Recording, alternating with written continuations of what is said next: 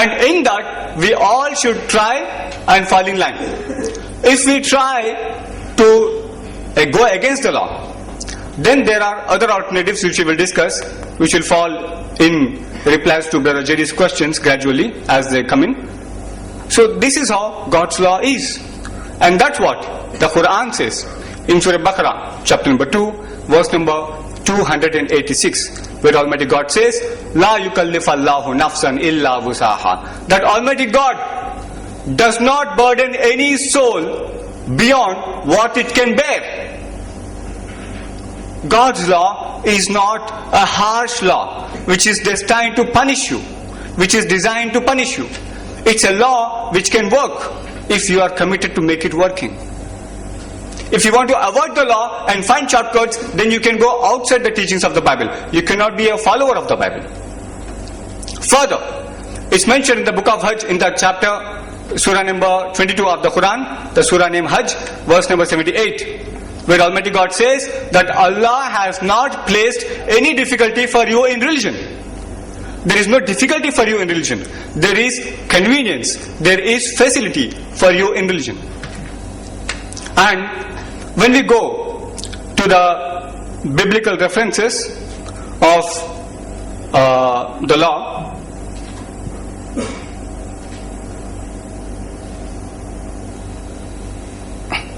where if you violate the law, it's amounting to sin. Sin is of two types. One is sin of omission and second is sin of commission. Sin of omission is to commit a sin by not performing what you are supposed to do. And sin of commission is to do something which you are actually not supposed to do. For example, you are not supposed to tell a lie. If you tell a lie, it's a sin of commission. So, when we talk about sins, the Christian concept says that if you commit a sin, that's the end of it. Whether you commit a small sin or a large sin, you will be ultimately destined to go to hell. That's not true. That's not true. God is not so, I would not use tough words on this. God is able to decipher, differentiate and distinguish between small sins and great sins. Suppose you steal a pen or a pencil, it's not equal to killing 6 million Jews. There is a difference, and God knows the difference better than you and me. Saying that God does not know the difference and He will punish you under all circumstances, whether you commit a small sin or a large sin, is surely an allegation against God, and this has results which are very counterproductive. For example, suppose somebody is trying to follow the law from childhood until the age of 30, 40, whatever, and he has not violated any part of the law, but suddenly one day, by mistake, he committed a small sin. Now, should he think, oh, after effort of 30, 40 years, I have ultimately committed a sin. Now what would I do? I am anyway going to die. I am anyway going to be condemned to hell forever. Now, let me commit murder. Let me commit rape. Let me loot. Let me kill 6 million Jews. Anyway, I am going to get the same punishment. So that is not how God will decide the law and God's rules. And even if you commit small sins, God Almighty will surely forgive you. God Almighty will surely forgive you.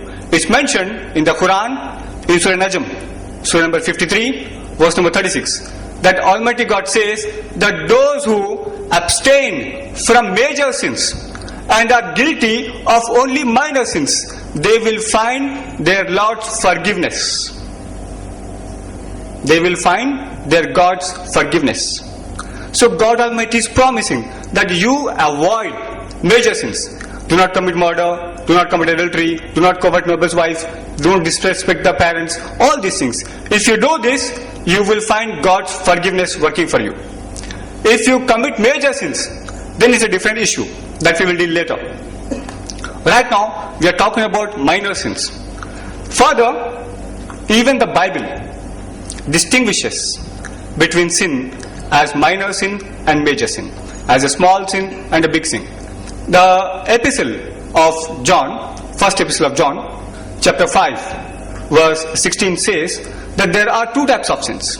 One is a sin which causes death, and second is a sin which does not cause death. If we forget this, we are likely to get confused. And further, the book of Ezekiel chapter number 18, verses 1 to 20 gives a very detailed account of sin and what sins are forgivable by God and what sins are not forgivable by God. It gives you a detailed account of 3 generations so that nobody should get confused. Nobody should get confused.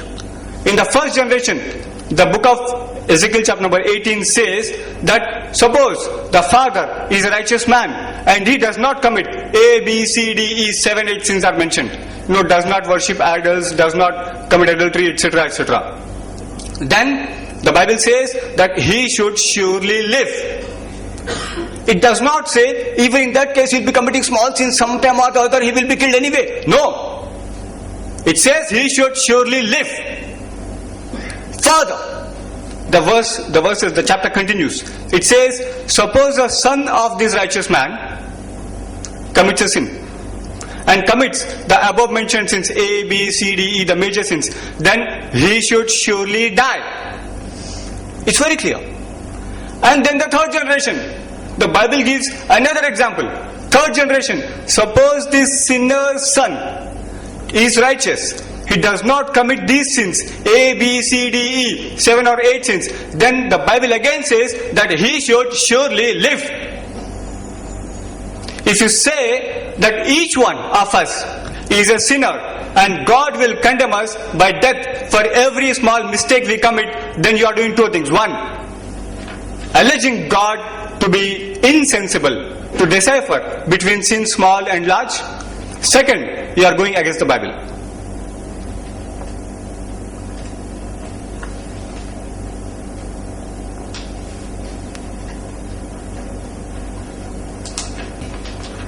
Further, the Bible tells us that even if you commit big sins, there is no need to panic. There is no need to panic. You can repent and God will forgive you your sins.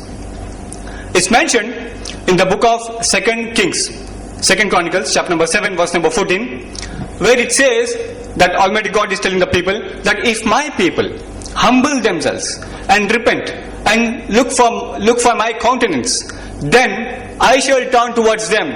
I shall forgive them their sins.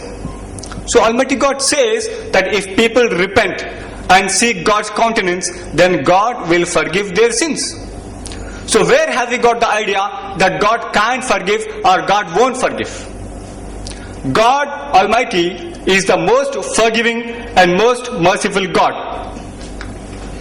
Further, in the Gospel of Mark, chapter number 7, verse number 2, there is an interesting reference which many of our Christian brothers use to prove or to try to prove that Jesus is God. It says that Jesus is declaring that Son of Man has authority on earth to forgive sins. And before that, the Jews are saying, how come he says that I have forgiven your sins? Who can forgive sins except God? The Jews who knew the law and the scriptures, law and the prophets, they were understanding the law correctly. They were saying that only God can forgive sins.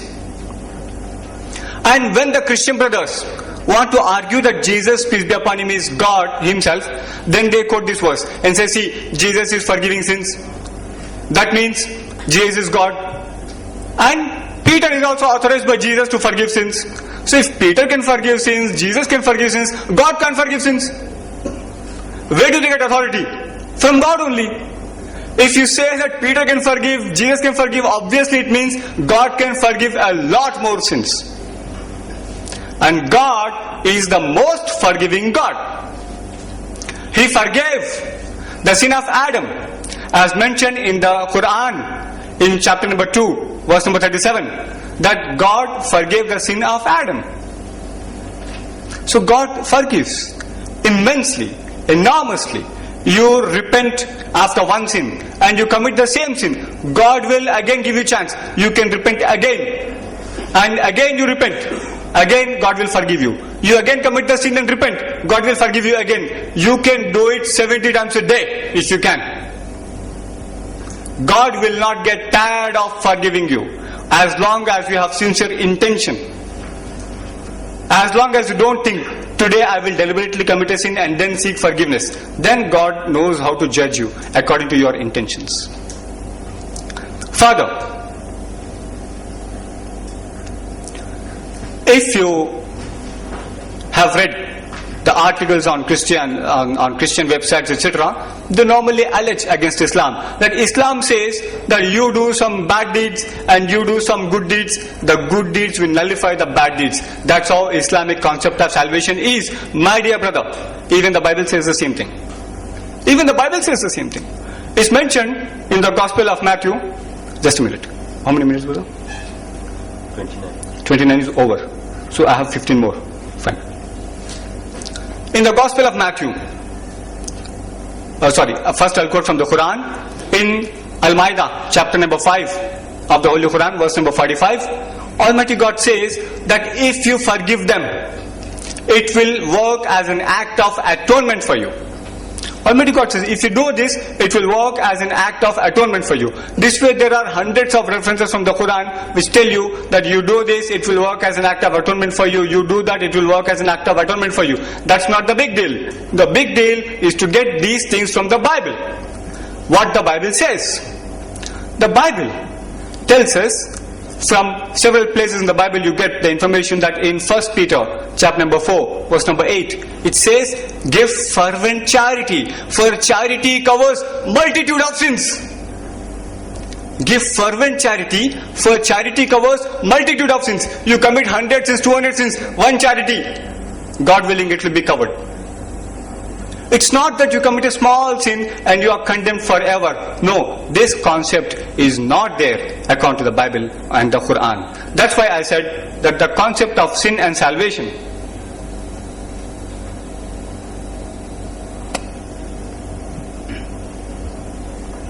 in the Quran and the Bible is similar. But the concept of sin and salvation in Christianity is somehow way different from these two books. In the Gospel of Luke, chapter number 11, verse number 4, Jesus teaches the people to pray. And he says that you pray like this. Oh God, you forgive us our sins as we forgive our debtors. You forgive us our sins as we forgive our debtors. So, if you forgive your debtors, God will forgive your sins. You forgive other people who offend you. You forgive other people who offend you, God will forgive your offenses. This way there are hundreds of alternatives shown in the Bible which will surely help you in becoming a person of righteousness in the sight of Almighty God. Further, don't think that God is a miser. Don't think that God is a banker, that He wants to squeeze every drop of your blood. God is a generous God. You commit a suppose you commit a sin, God will punish you. If He doesn't forgive you, He'll punish you only to that much extent. But if you do a small charity, you do a small act of righteousness, then God will multiply it many times and He will reward you immensely. Because Brother Jerry has quoted from the Ahadith also, I also take some freedom to quote from Ahadith. It's in the Sahih Bukhari that Prophet Muhammad, peace be upon him, said, there was a woman who was a prostitute. There was a woman who was a prostitute, a woman of illegitimate profession. She committed this act for most of her life. And one day, when she was passing through a jungle, she saw a well. And she took water and drank from the well. And then there was a dog, an ordinary animal, dog which was thirsty also. But the dog could not go into the well and have water. So that woman helped dog having water. God forgave her all her sins. God forgave her all her sins. So God won't look for you so that you commit a small sin and you are pushed into hell. No, God is generous and most forgiving God. The attributive names of God in the Quran: Al-Ghaffar, As-Sattar, Ar-Rahim, Ar-Rahman. All these attributive names means He is merciful, He is forgiving. At-Tawwab, the one who accepts repentance. This way there are about 100 attributive names. Al-Wadud, that means Almighty God is a loving God. He does not have any vengeance with you that He should kill you or look for an opportunity to send you to hell forever. Further, even if you do not commit, you do not repent, and do not do good deeds, in spite of that, according to the Quran and the Bible, God may forgive most of the sins excepting one or two. Most of the sins. The Quran says this and the Bible says this. The Quran says in Surah Nisa, chapter number 4, verse number 48, that Inna Allah la yaghfiru an yushraka bihi wa yaghfiru ma duna zalika liman yasha. Surely Almighty God will not forgive that you set up a partner for Him. You say Holy Ghost is also God, you say Jesus is also God, then Almighty God will not forgive you. Remember, that is shirk. Then He may forgive any other sin to whomever He may please. Similarly, even Jesus says in the Gospel of Matthew chapter number 12 verse number 31 that any sin can be forgiven, any blasphemy can be forgiven excepting blasphemy against the Holy Ghost. Any other sin can be forgiven. And who is saying this? Jesus is saying this. You still want to hold on that even a small sin can cause you go to hell. That's not founded in the Bible. Jesus is opposed to this idea. The Bible is opposed to this idea. Further, the Christian brothers believe in vicarious atonement, that Jesus will die for the sins of mankind. Let's see.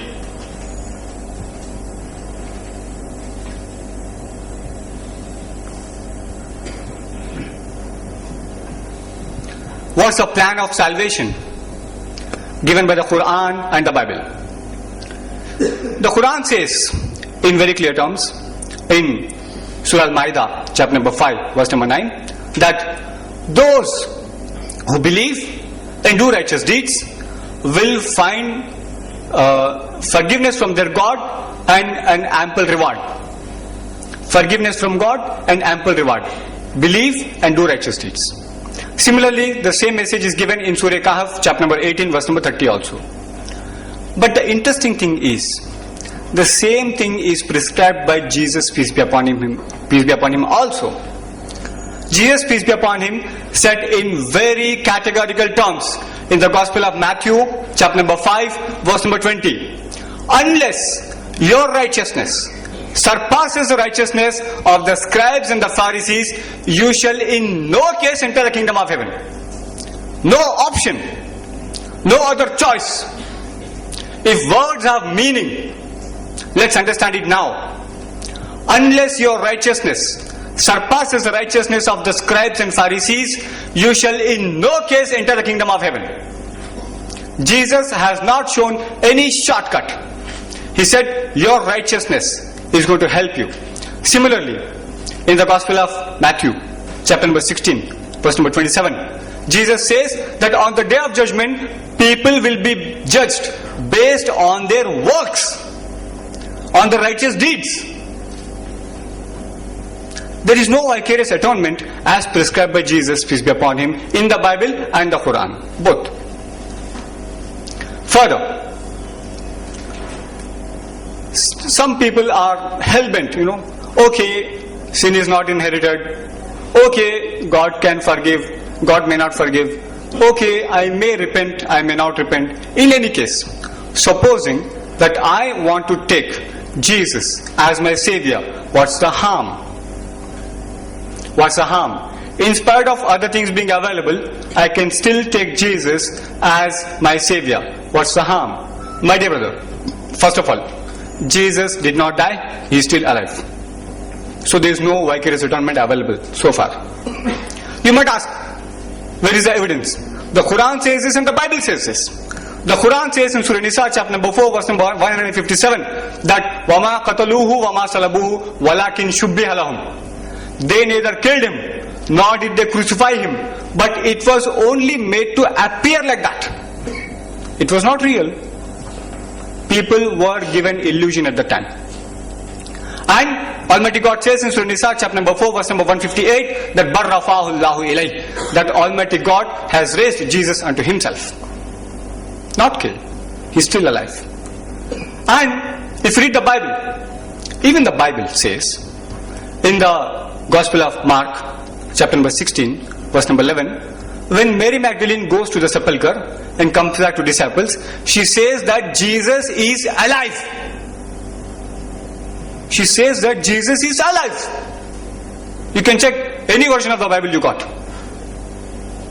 And the disciples distrusted that. She did not say Jesus is resurrected.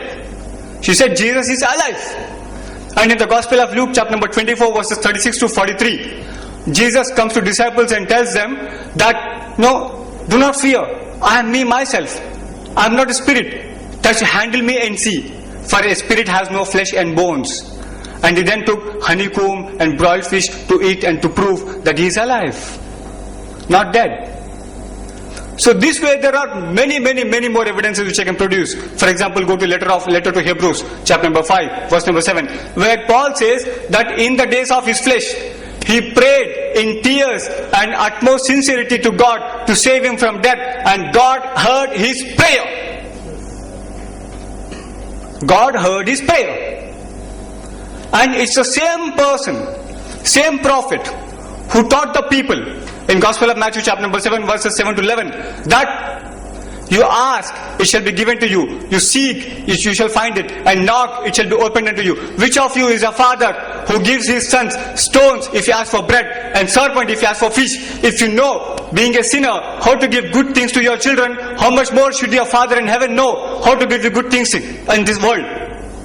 So the same prophet is praying Almighty God, oh Father, take this cup away from me. Then you think God will not save him? God saved him. And if you look at, how much time is left, brother? 5 minutes. And if you look at the scene on the cross according to the Bible, I want to compare this with the death or the punishment of death given to great Indian freedom fighter Bhagat Singh, and the recent death punishment given to Saddam Hussein, the Iraqi president. When they were punished, when they were brought to death sentence, to the noose to be fitted in their neck, they received it with courage. Even though they have not seen God, they have not seen heaven, they have not seen hell, they don't know anything what happens after death, but still they had lot of courage to face death. But you see what the Bible says, that when Jesus was on the cross, he shouted, my God, why have you forsaken me? Is this what you expect a person who is supposed to be God himself, who is supposed to be the only begotten Son of God, who is supposed to have come to save the entire mankind from the sins, to give them salvation, to sacrifice himself on the cross? Is this how he reacts? Absolutely not. He was neither willing to die, nor was he mentally prepared to die. Further, if you look at the vicarious atonement, it comes at a wrong time. Even if it had to be interpreted like vicarious atonement, still it came at a wrong time. You know why? Because according to Bible, the time of Jesus, peace be upon him, is supposed to be very close to the end of the world. Jesus says in the Gospel of Matthew chapter number 16 verse number 28 that even before all the people standing here shall die, you should see Son of Man coming in the kingdom of heaven. That means within 10-15 years, within 20, 30, 40, maximum 100 years, the world will end. 2000 BC, where the world was created according to Bible, to year 00, maximum plus 100. At the end of the world, how does it serve the purpose of atonement? Can an atonement be done at the end of the world, and there is no more people living after that, so that all the people who lived before Jesus have no chance to take atonement, even if there is an atonement? It should have come at the beginning of the world, so that everybody who comes after the atonement will be having chance to take atonement and confess and to take Jesus as Savior, whatever the things you wanted to do. It should have happened in the beginning.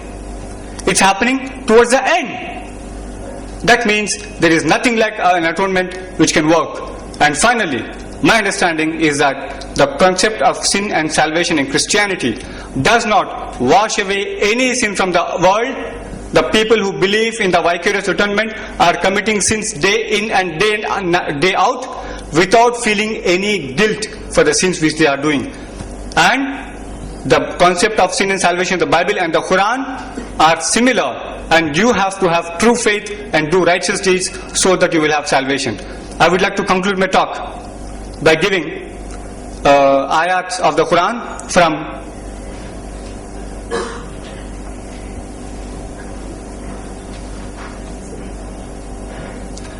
Surah Saf, Surah number 61, verses 10 to 12, where Almighty God says, Ya ayyuhal lazina amanu, hal adullukum ala tijaratin tunjikum min azabin alim. Shall I tell you a transaction, a deal, which will protect you from a painful punishment of hell? Tu'minuna billahi wa rasulihi wa tujahiduna fi sabilillahi bi amwalikum wa anfusikum. That you should believe in Almighty God, Allah subhanahu wa ta'ala, and His Messenger, and you should strive in your life in the way of Almighty God in your life. Yaghfir lakum dhunubukum, that your sins will be forgiven. Wa yudkhilkum jannatin tajri min tahtiha al-anhar, and you will be entered into heavens, the paradise, gardens of paradise, under which rivers flow. And the ayat continues describing the heaven, but the concept is very clear. If you believe and do righteous deeds, then you will have salvation. Wa akhiru da'wana and alhamdulillahi rabbil alameen.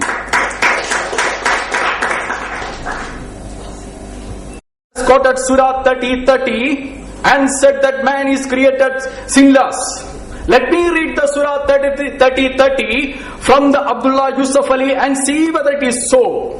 So set thou by thy face steadily and truly to the face, establish Allah's handiwork according to the pattern on which He has made mankind. No change let there be in the work wrought by Allah, that is the standard religion.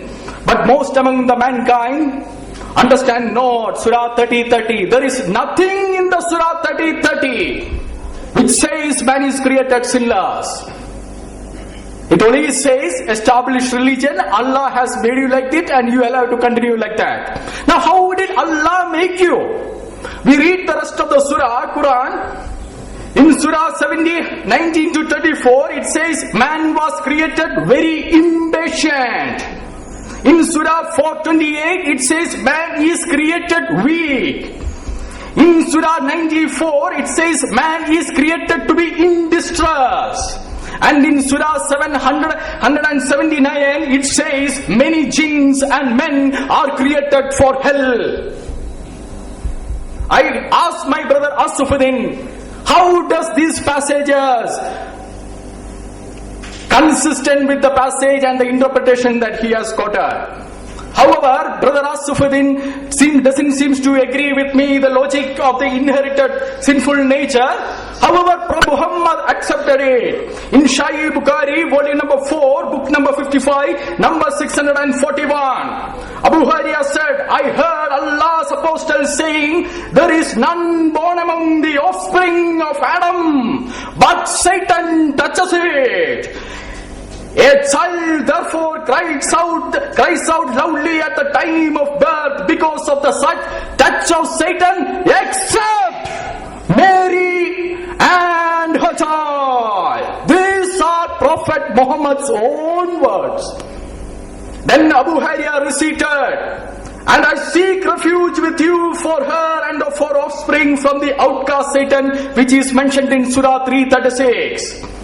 What does Satan's touch means? If you want to know that, check Surah 7:17. It is nothing but sin. Among the offspring of Adam, there is none except Mary and her child that Satan does not touch.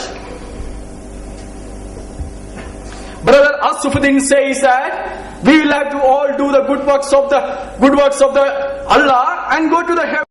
However, when I read some books like this to prepare for this salvation through repentance and Islamic view, this author quotes this. This author quotes Sahih Muslim, volume number 4, number 6620. He says, if you did not commit sins, Allah would sweep you out of existence and replace you by another people who would commit sins. As Allah has forgiven us, He would forgive them. If you do not commit sin, Allah will sweep you out of existence. However, our brother says, we need to follow the will of Allah. I give that option to brother.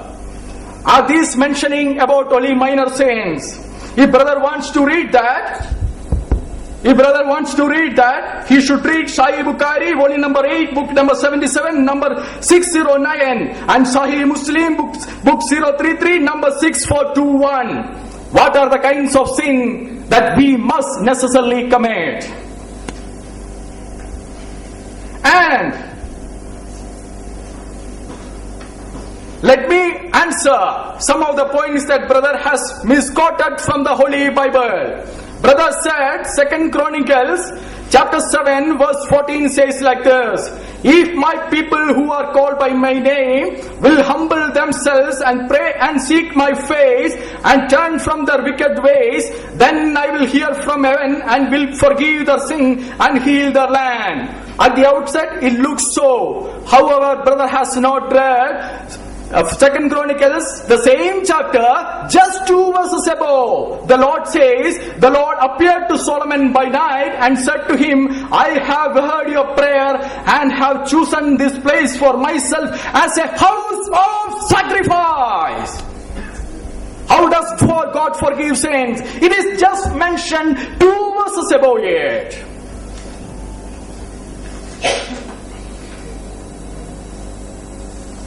My brother has not listened keenly to my talk. I have answered already Deuteronomy 24:16, and I have shown him the representative principle which is accepted both by Bible and Quran. Let me give him another passage from the Quran. Surah 2, 92-95 says, the Surah 2, 92-95 is addressed to the Jews at the time of Prophet Muhammad, that is in the 7th century. And Surah 2, 92-95 says, there came to you Moses with clear signs, yet you worshipped the calf. Now who is this you? The Surah is addressed to the 7th century Muslim, 7th century Jew, and Surah addresses him as you, for the sins of their fathers that was committed almost 1,400 years before. This is known as solidarity principle. I am not telling that Quran is contradictory. I am saying there are other principles which brother has to take into account.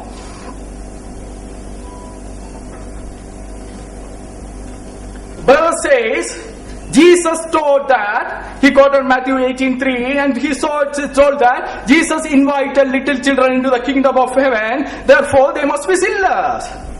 Now that parable, that particular passage is shown to the attitude of man and not the nature of man. If you want to know what Jesus taught about the nature of man, read John 3:6. That which is born of flesh is flesh. That which is born of spirit is spirit. Unless you are born again, you will not enter into the kingdom of heaven. Unless you are born again. To further give what Jesus taught about the nature of man, it says, if you then, in Luke chapter 11 verse 13, it says, if you then, though you are evil, Jesus addresses his contemporaries and says, if you then, though you are evil.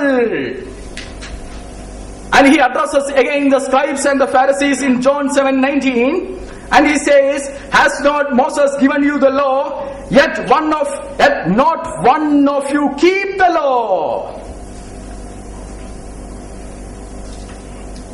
Brother has said, quoted again Job. I want only to tell my brother that if he reads Job chapter 1 verse 4 to 5, it was a regular custom of the Job to offer sacrifices. And Job also says in Job chapter 19 verse 25 to 27, I know my Savior lives. So how does it contradict whatever I have presented? Nothing. Not even a single point that I have presented, brother has been able to show that it is weak. How much time I have? You are through 8 minutes. 8 minutes. 8 minutes. Brother also says, if you keep the law, you will go to the heaven. Let me read from the book of Deuteronomy chapter 27 verse 26.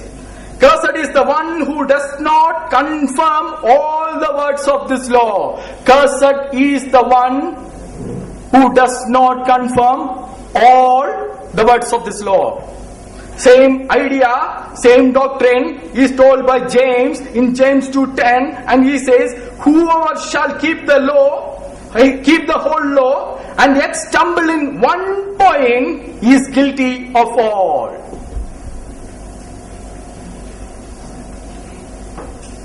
Brother also mentioned about the disciples' authority to forgive sins. Brother asked, actually those topics are not much relevant for today. However, I will address few of them. Brother also said, Peter could forgive sins, Jesus could forgive sins, so Peter is also the God, and similar topics like that. But brother hasn't read the rest of the context to understand the meaning. Jesus in Mark chapter 16:20 said, wherefore wherever 2 or 3 gathers in my name, I shall be there. The omnipresence of the Almighty God Jesus. And he also commanded them, the repentance and forgiveness of sins should be preached in his name to all nations. Beginning from Jerusalem, you are witness to these things.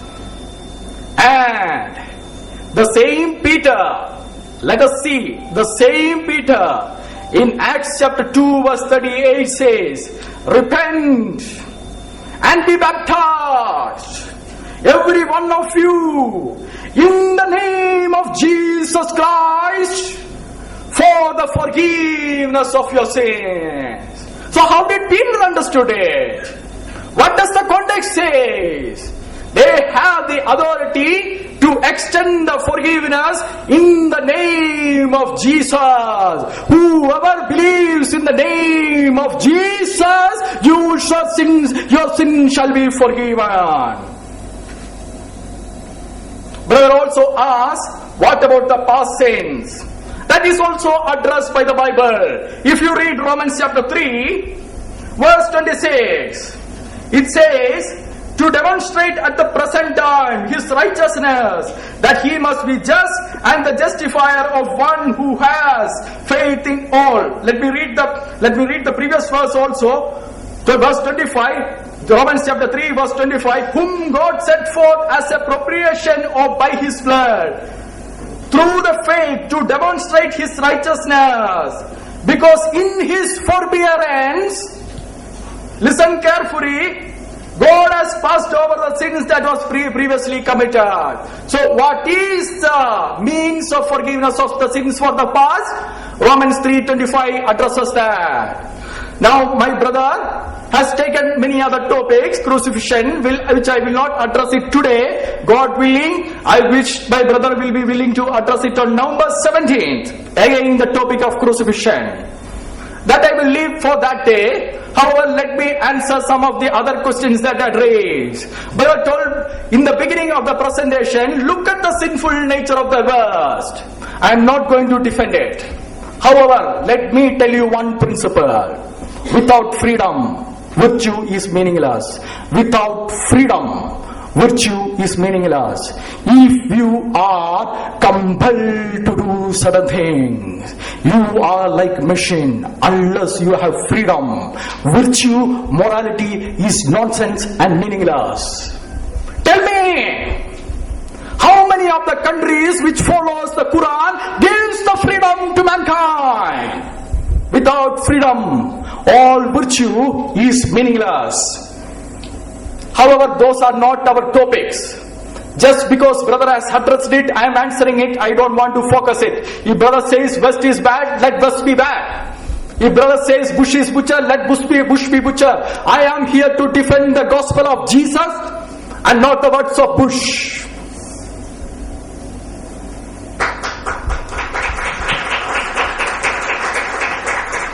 Brother also quoted.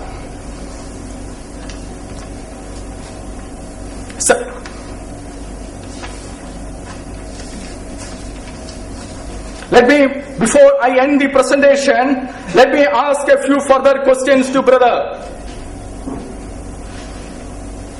In Surah chapter 19 verse 70 to 71, we read that everybody should first go to hell, then to heaven. Why it is so? And in Surah chapter 11, 106 to 108, it says, even the righteous will not be in heaven for eternity except as thy Lord willeth. After I do all the good works, after I have all the faith, even if I reach the heaven, it seems that my salvation is uncertain.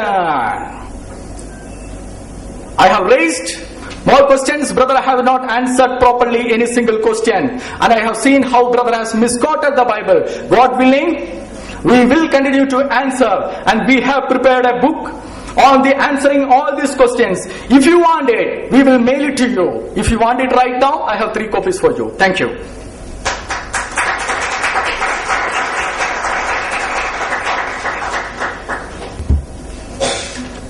Now I invite Brother Asifuddin for his rebuttal of 15 minutes.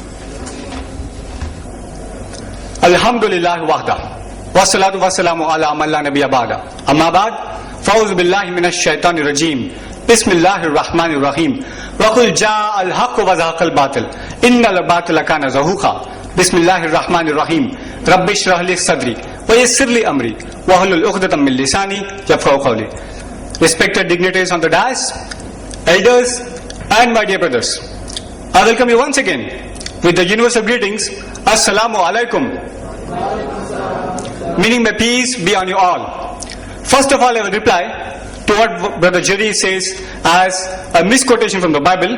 He said that God is establishing a place of sacrifice, a temple for sacrifice. That does not mean this is talking about sacrifice of Jesus.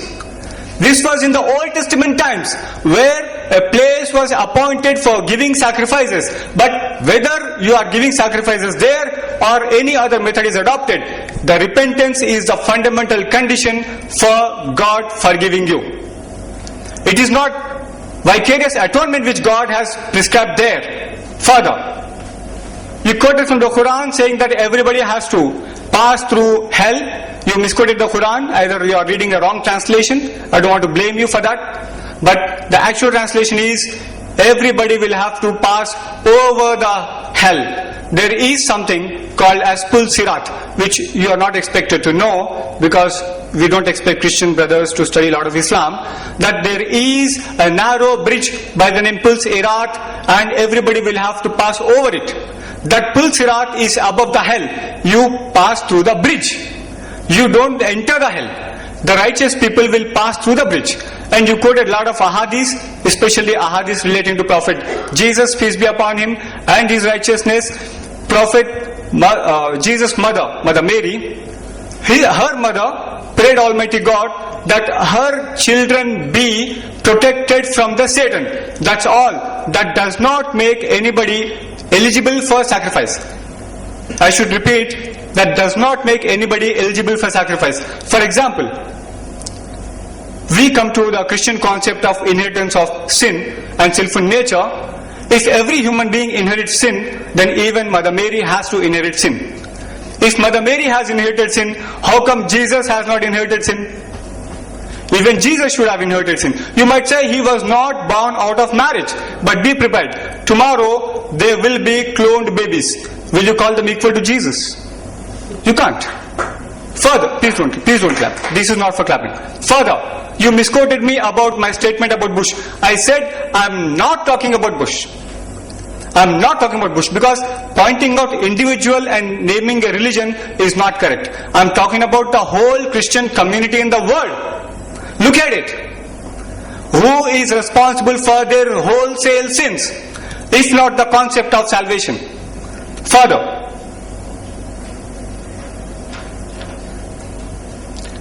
you quoted from the ahadith a lot of times. Further, I want to say that there are hundreds of ahadith which say that you get salvation through the help of Prophet Muhammad, peace be upon him.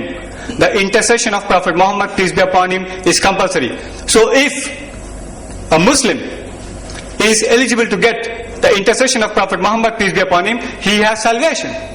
So the concept of salvation in Islam is not at any question here. It's only the similarity which I'm talking about. Are these concepts of salvation similar or dissimilar? And the Christianity says that Jesus, peace be upon him, went to hell for 3 days and 3 nights instead of the Christians. But if you read the Bible, it's mentioned in the Gospel of Luke, chapter number 23, verse number 43, that Jesus says to the neighbor and the person on the cross that today you will be with me in heaven. So Jesus was not planning to go to hell at all. He was planning to go to heaven. So if Jesus has not suffered in hell instead of you, then what about your salvation? Further, suppose I give charity. Suppose the brother sitting next to me is from a very big orphan center, and suppose this is a $100 note, and I give charity. I give charity to this brother for your center. Please extend your hand. Is it charity? Have I given a charity? No, I've only cheated him. If I give charity, I should give the money away to him. I should not get it back. If sacrifice is made of Jesus, peace be upon him, he should not have come back to life. God should have lost Jesus forever. Otherwise, it is no sacrifice. Further, because of shortage of time, I've got to quickly move to the points.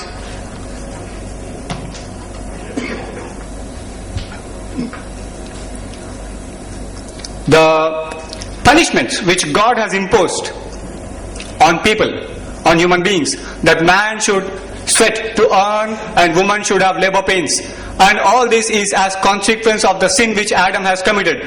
Then my question is, if the atonement of Jesus covers the effect of sin, then how come the Christian men are still suffering and struggling to earn their bread, and how come the Christian sisters are still having labor pains? They should not have had them. That means the salvation plan which you are believing is not working.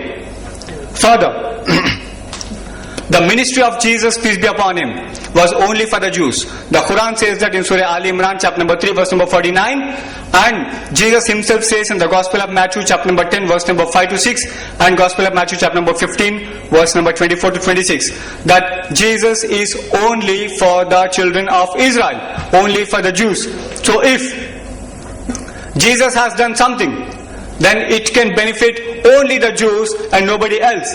If you are going against this, if Peter is saying something, like you said, Peter said certain thing against what Jesus had said, then I leave the choice to you. You want to believe in Peter or you want to believe in Jesus? When baptism took place, Jesus, peace be upon him, was baptized by John the Baptist. A dove, that is the Holy Ghost, came on him, and then a sound came from the heaven that hearken unto him, hearken unto Jesus. That's not said about Peter or Paul or anybody else. Again, you misunderstood the concept which I presented about forgiveness of sins. I said Jesus is able to forgive sins or not? Yes. Maybe you say that Peter is able to forgive sins because in the name of Jesus or any other name, but forgiveness is there without any blood sacrifice demanded. Jesus has forgiven the lames and lepers. He said, your sins are forgiven. Then why God can't forgive? That's the question. Further,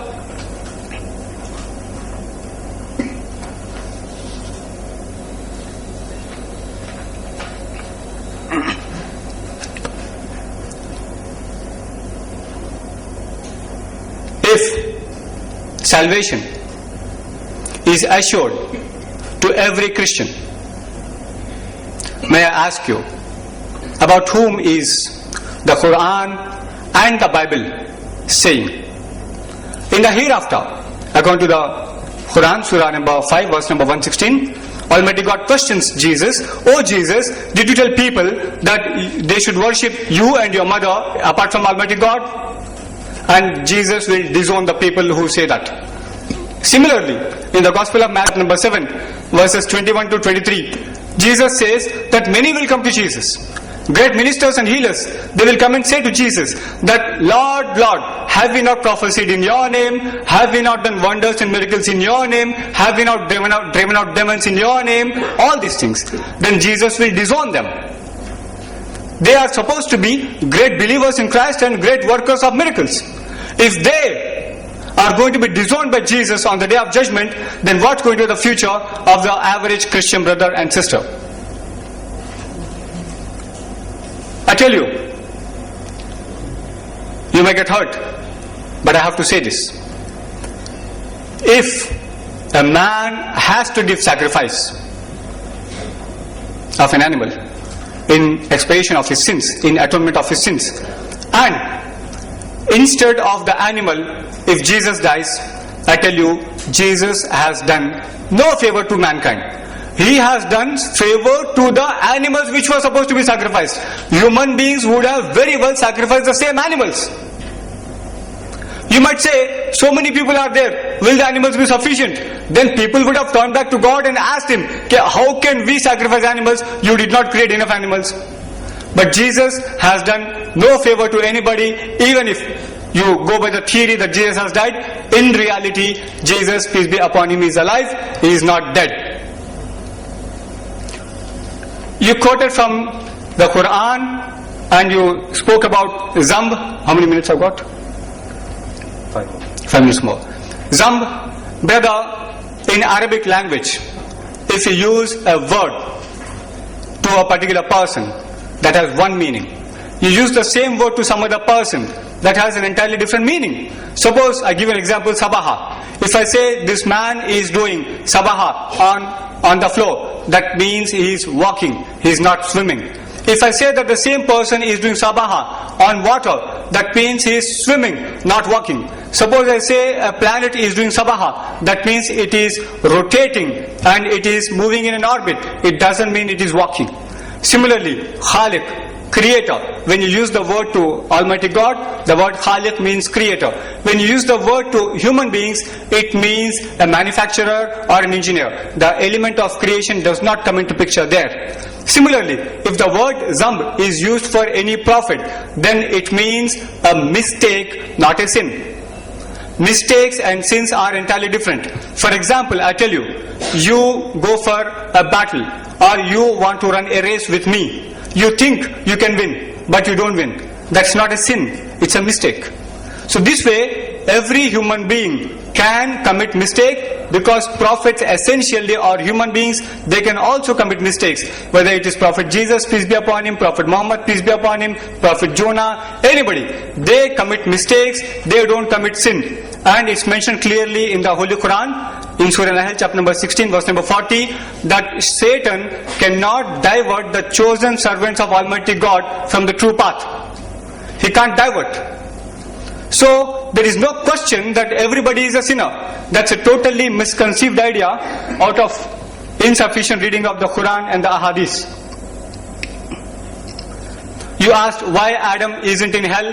Brother, once again, if you understand the Quran and the Sunnah, you know that hell and the heaven will be decided only after the day of judgment. After day of judgment takes place, then the decision will be taken who will go to heaven and who will go to hell. Hajj performed by others and people who will be punished additionally for misleading people. Brother, if, for example, you preach people that there are 3 gods, God the Father, God the Son, God the Holy Ghost, and people believe in it, on the day of judgment, you will be responsible for the people who believed in it, even though they will not be exempted. They will be punished because they believed in it, and you will be punished additionally because you made the people go astray. You made the people go on the wrong path. So, whereas your action which is having multiplying result, for example, you plant a tree it gives fruits and shelter and so many other things to people for years to come. Even after you die, it will go on giving you returns, and you will see that your good deeds are multiplied tremendously, and on the day of judgment you are saved. But if you do a bad deed which has continuing effect, then you will have the result accordingly. You cannot say that I did whatever I did, others' action should not be imposed on me. That doesn't work. That's God's justice. And you said, is Jesus sinless? When comparing to prophets, Jesus is just equal to all other prophets. Jesus does not have any additional status or level above any other prophet. It's mentioned in the Quran, as you quoted from Surah Al Imran, chapter number 3, verse number 59. Almighty God says that the similitude of Jesus is like Adam. He created him from dust and said to him, be, and he was. So simple as that. Jesus, peace be upon him, Adam, peace be upon him, all prophets are on one level. If somebody says that Jesus, peace be upon him, is God or Son of God because he was born miraculously, then he should say that Adam, peace be upon him, is double God. And I'm coming to the point which you mentioned in Gospel of John, chapter number 3, verse number 16. You said Jesus is the only begotten Son of God, but I can see a lot more sons in the Bible for God. Gospel of Luke, chapter number 3, verse number 41. It says that in the genealogy of Jesus, Joseph, Heli, all these people, then at the top is Adam, and it says Adam, son of God. In the genealogy, in the biological steps, no? Biological son. So does it mean that Adam is a biological son of God? It's mentioned in the book of Exodus, chapter number 4, verse number 22, that Israel is the firstborn son of God. 1 minute more, if you permit me. Firstborn son of God. And in the book of Jeremiah, chapter number 31, verse number 9, it says Ephraim is the firstborn son of God. So you mean to say that God has begotten two sons at a time? Is this how you understand? See, brother, begetting or say begotten son or son, all these words are used in the Bible to show closeness between the servant and the master, between God and a believer. Similarly, you see that in the book of Psalms, chapter number 2, verse number 7, it says that God is telling David that today I have begotten you. The prophet David, peace be upon him, must be 50 years old at the time, or 40, whatever. So can somebody be begotten at 40 years age? So that then you are understanding it wrongly. You are putting the cart before the horse. So I understand that many of your questions have been answered, and if some more are left, you can please raise them in your next chance. Inshallah, I will reply to them. Wa akhiru dawana and alhamdulillahi rabbil alamin. I invite Jerry Thomas for his final rebuttal of 5 minutes. Again, greetings to you in the precious name of our Lord and Savior Jesus Christ. I am shocked by the inattentive ears of Brother Asifuddin.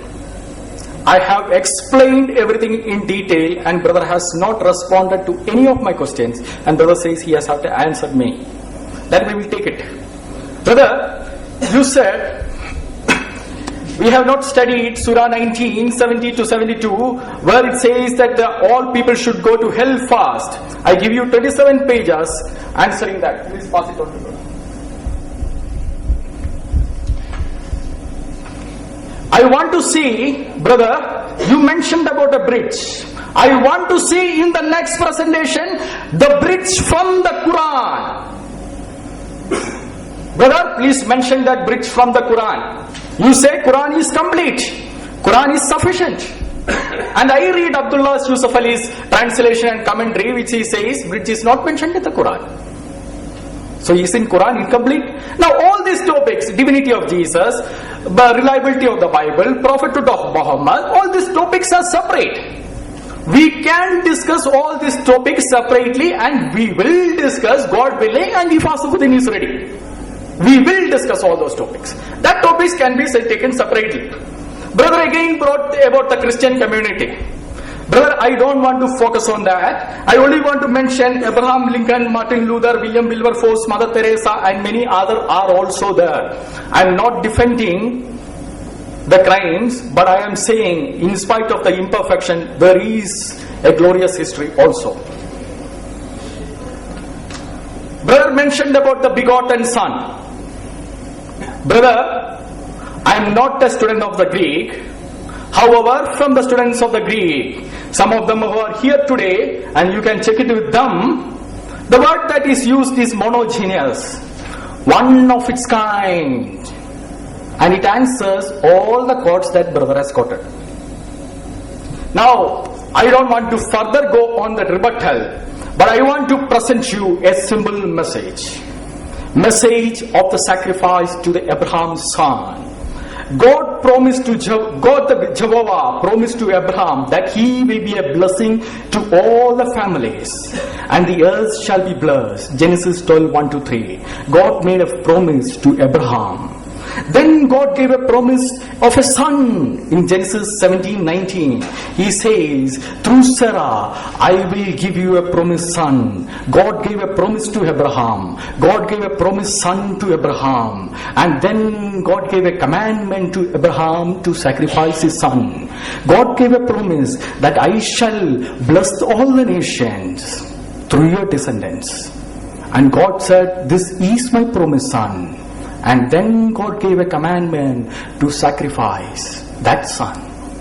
My brothers and sisters, let me ask you this question.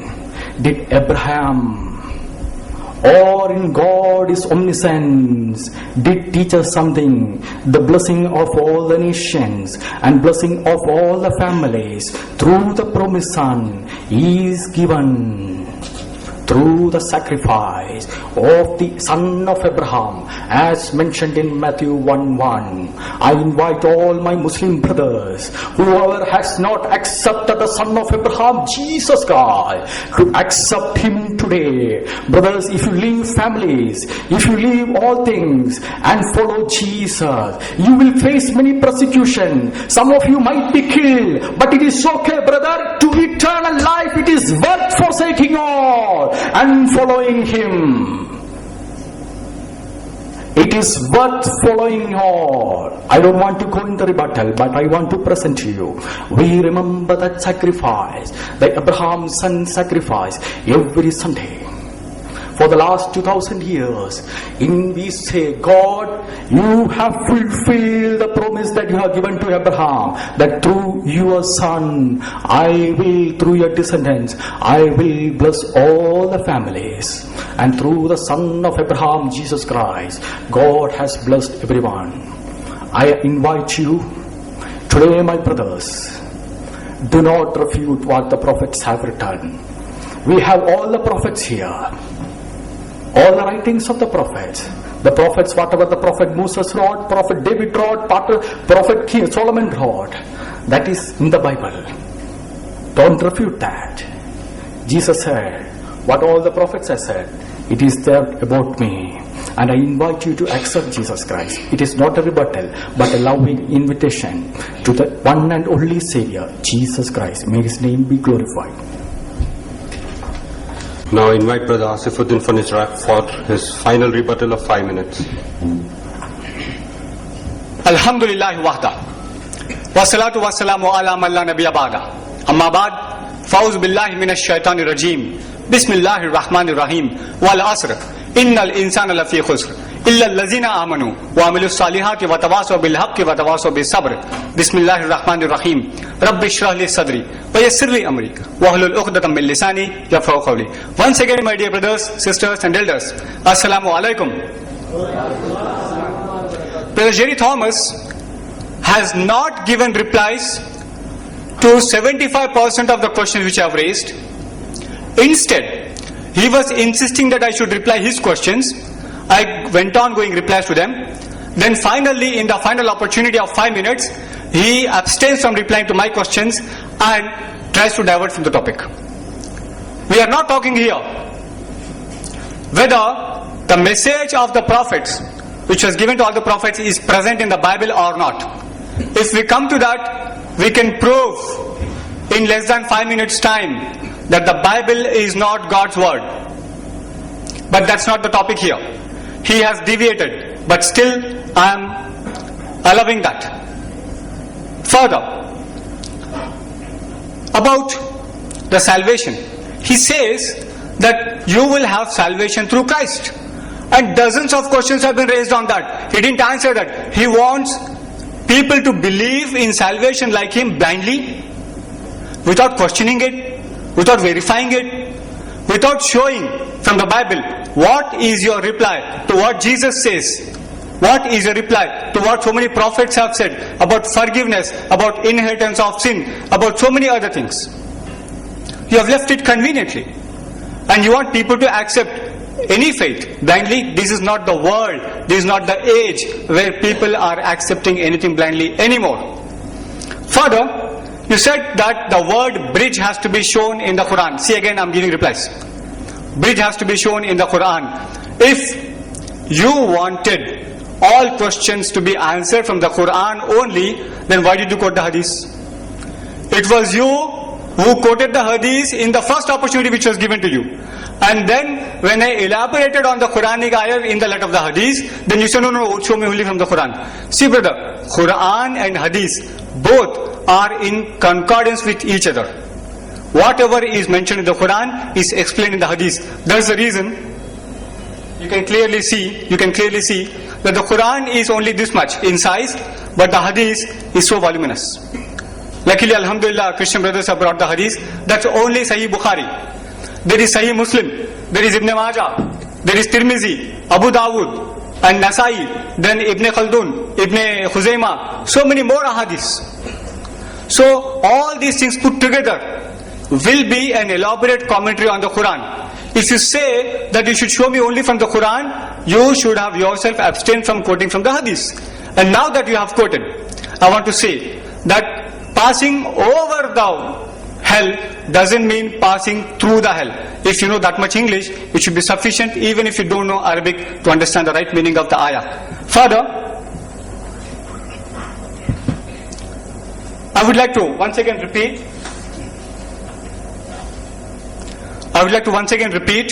the main points which I have presented to Brother Jerry Thomas, that